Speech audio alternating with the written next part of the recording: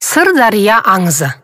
Бұрынғы заманда Қарақұм мен Қызылқұмда байларға жалданып жүрген Ағыбай, Арнабай деген ағайынды екі жігіт болыпты.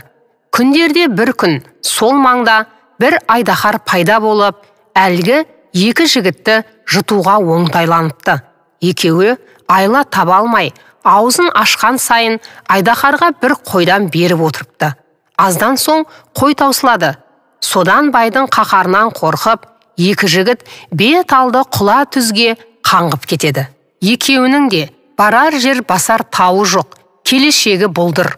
Сөйтіп келе жатса, кенет бұлардың алдынан ақ сақалды, ақ киімді шал шығып жөн сұрайды.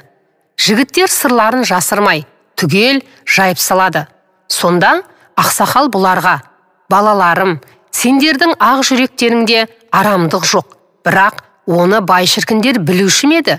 Енді сендер осы беттеріңнен аумай жүре берсеңдер, оттай жанған қызыл құмнан шығып, нулы да сулы мекенге кез боласыңдар. Ол жерде адал еңбектеріңді аямай тіршілік етсеңдер, жер сендерден де байлығын аямас депті. Жігіттер: баба, ол қандай жер, аты не? Деп сұрапты. Бұған қария: ол жердің аты сыр депті де көзден ғайып болыпты. Бақыт іздеген жігіттер арып ашып, өлдім талдым дегенде сырға жетіпті. Сырдың шырын суын мейірлене ішіп, қанып алған соң ел іздейді. Сырды жағалай отырған көп ауылға келсе, бұлар егіншілердің ауыл екен.